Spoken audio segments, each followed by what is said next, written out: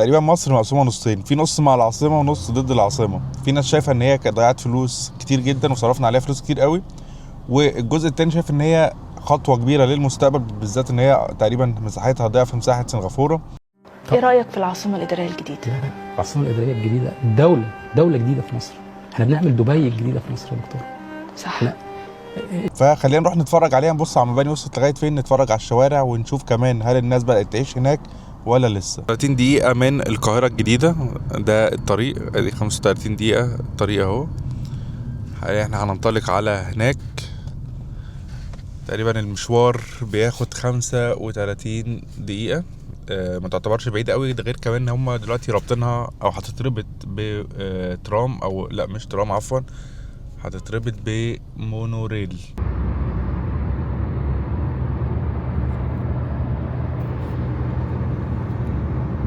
جد جدي جدود جدود انا من البلد. بصوا ده مونوريل، المفروض ده اللي هيربط القاهرة القديمة و6 اكتوبر والجيزة بالعاصمة الإدارية الجديدة، لأن هي بعيدة شوية. فالمفروض هيبقى فيه مونوريل زي ما انتم شايفين كده، هياخد تقريبا مصر كلها لغاية ما يوصلك هناك عشان يسهل الناس على الناس ان هي توصل هناك. فهيبقى فيه المونوريل ده بيوصل ما بين مدينة الجيزة ومدينة 6 اكتوبر ومدينة القاهرة يعني بالعاصمة الإدارية الجديدة، عشان يسهل على الناس ان هي بعيدة. يبقى ليها محطات زي ما انتم شايفين كده، تطلع تركب المحطة وتركب من المحطة.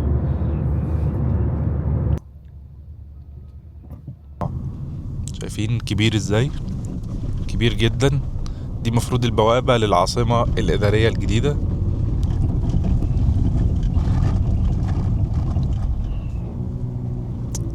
فرجكم على الجمال، بص شكلها عامل ازاي. لاحظين النظافة،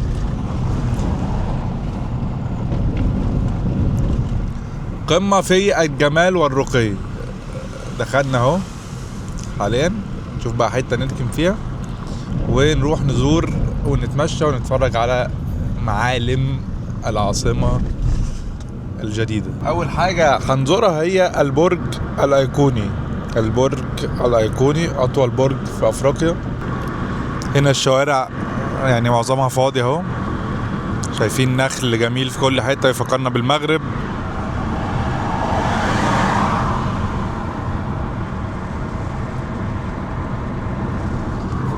نخل في كل حتة يفكرنا بالمغرب اهو.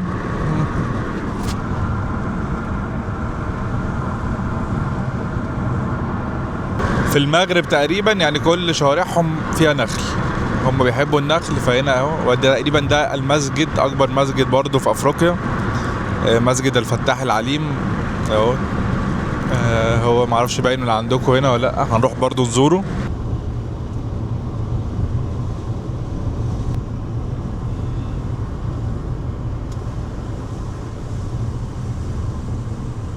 اهو شايفين ده المفروض الابراج اهي، هنروح نبص عليها.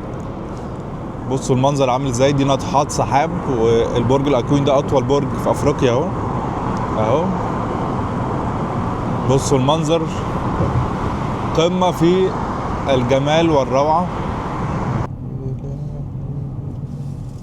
طبعا خليني اقول لكم حبة معلومات عن العاصمة الجديدة. هي تقريبا معمولة على مساحة 230 الف فدان او 960 كيلو متر، عشان كده بتعتبر واحدة من اكبر المدن او العواصم الجديدة. طيب اللي ورايا ده الحي المالي، تقريبا دوت واحد من اكبر الاحياء المالية اللي هتبقى موجودة في افريقيا والعالم. تقريبا في اكتر من 20 برج اداري، منهم البرج الايقوني اللي هيكون الاكبر او اكبر واطول مبنى في افريقيا. هنا هتبقى متقسمة على طريقة احياء، عندنا الحي المالي وعندنا احياء تانية. الفكرة كمان ان من ضمن الحاجات اللي موجودة اكبر مسجد موجود في افريقيا، ومن اكبر المساجد اللي في العالم، سعته تقريبا بتوصل ل 137 الف مصلي.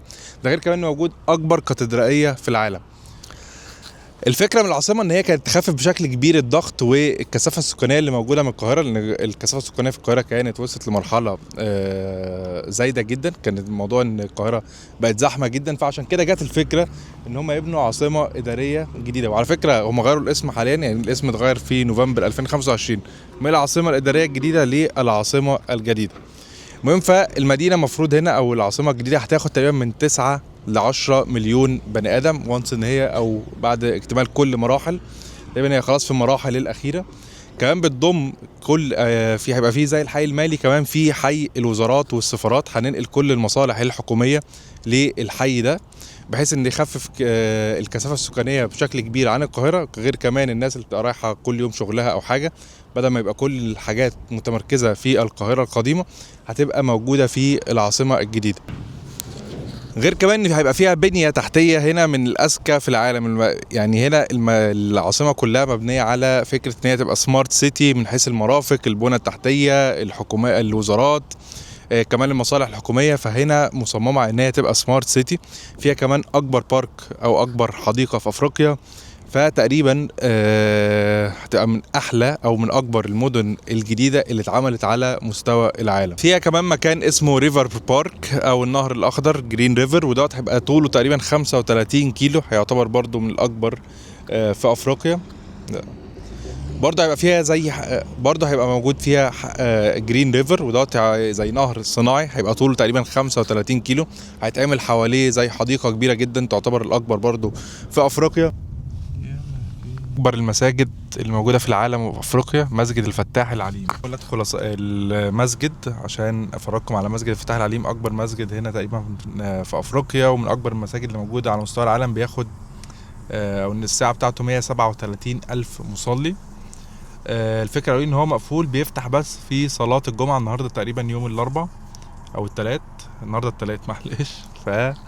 ممكن اعمل لكم فيديو لوحده خالص عن المسجد، اجي اصلي هنا الجمعه اللي جايه ونتفرج على المسجد شكله عامل ازاي. زي ما قلت لكم ان المدينه هنا او العاصمه الجديده متقسمه على طريقه الاحياء. فدلوقتي احنا في الحي الحكومي، هنلاقيه كله بنوك ووزارات زي ما انتم شايفين كده. ده البنك المركزي، هعمل لكم زوم عشان تشوفوه. ده المفروض انه البنك المركزي المصري. وهنا بنوك تانية زي مثلا بنك مصر.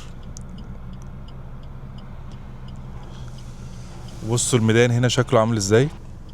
فده الميدان، دي البنوك. بصوا شكل الابراج هنا عامل ازاي. في فن الصراحة في كل حي، طريقة البنى والابراج والعمارة شكلها حلو جدا.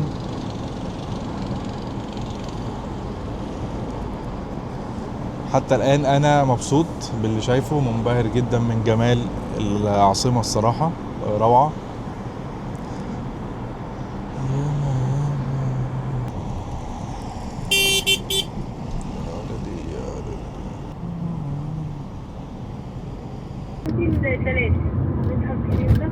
ماشي خلاص يعني ماشي تمام. مدينة مجهزة فيها بنزينات اهو، كلها جاهزة للعمل خلاص. هي كده كده برضو شغالة. دي شكل الأبراج من قريب شوية زي ما انتم شايفين كده. كل ده الحي المالي. نتفرج شوية على الشوارع، نشوف الشوارع هنا هتبقى عاملة ازاي، شكل الشوارع هنا عامل ازاي. هنا احنا قريبين جدا من مكان اسمه الجامعة الألمانية، في جامعة هنا شغالة المفروض. خلينا نقرب المايك شوية عشان تسمعوني.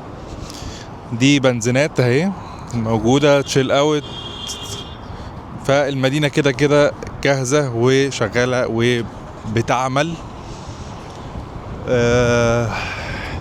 هنا طلاب كتير بيجوا لان احنا قريبين من الجامعة الألمانية. نلاقي زرع وورد في كل حتة اهو. كمان في نخل شجر زي ما انتم شايفين. الجو النهارده كمان حلو الى حد ما، رياح شوية بس في نفس الوقت كويس. بص الشوارع هنا كلها واسعة ازاي، الشوارع واسعة جدا.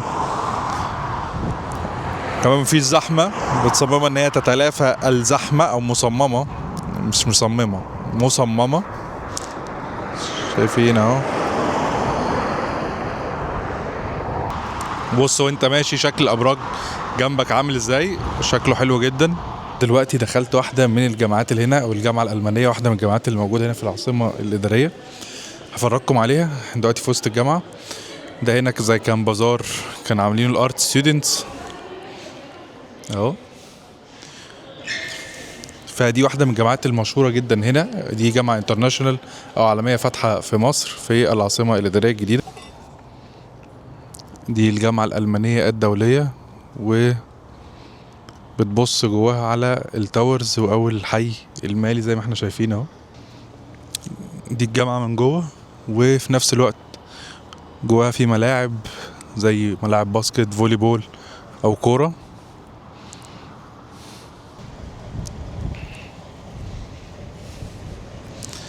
لذيذة جدا الجامعة من جوه، شكلها نضيف جدا.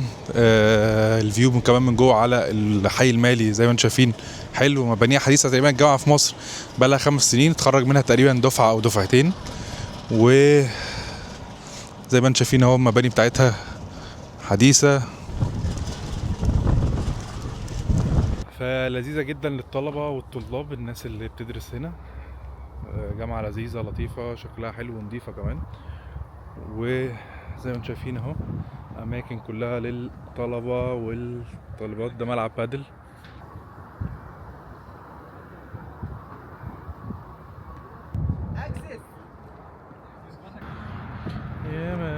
ناكل بيتزا، نجيب بيتزا صغيرة، نجيب بيتزا من عنده سي رانش ونشوف سعرها وشكلها عامل ازاي. بالظبط من احسن الاماكن في مصر اللي بتعمل بيتزا سي رانش. هنجرب واحده دلوقتي عشان انا جعان، تقريبا الساعه دلوقتي 4. طلبت واحده ميديوم سي رانش، افرجكم عليها شكلها عامل ازاي. عندنا قول. المنتجات بتاعتنا احنا اللي بنعملها، سواء كان كاتشب او عصير او درينك او سلطه. طب حلو جدا. اي حاجه احنا اللي بنعملها، براند مصري ومقاطعين. ومقاطعين ماشي. عندنا مصنع هو اللي بيعمل. مقاطعة يعني عشان الغزة وكده. طب حلو قوي. عندنا مصنع ماشي. ايوه شكرا جدا. هي السي رانش بيتزا، والشكل عامل ازاي. يعني من اكتر الاماكن اللي بيحط حشو في البيتزا. بصوا عامله ازاي. دي تقريبا احلى سي رانش ممكن تاكلها في مصر. الناس اللي كانت بتحاول ان هي تقول ان العاصمه الاداريه او العاصمه الجديده هتفشل او فشلت، انا شايف العكس تماما. في ناس كتير كانت حابه المشروع ده يفشل وحابه انه ما ينجحش. انا الصراحه شايف ان هو هينجح، وكمان هينجح اكتر من كده بكتير، وهيبقى له تاثير كبير جدا على مصر في السنين اللي جايه. طيب من هنا بننهي الفيديو. يا ريت يا جماعه عايزين نوصل القناه ل 50,000 مشترك. فاللي ما يعرفنيش انا وائل خاطر رحاله مصري، واللي عارفني يا ريت ما تنساش ان انت تسيب كومنت وتشير الفيديو ده مع اي حد تعرفه او اصحابك القريبين. وكمان ما تنساش ان انا عندي تيك توك وعندي انستجرام، ما تنساش ان انت تتابعني هناك عشان تتفرج على محتوى مختلف. عايزين نوصل القناه ل 50,000 مشترك.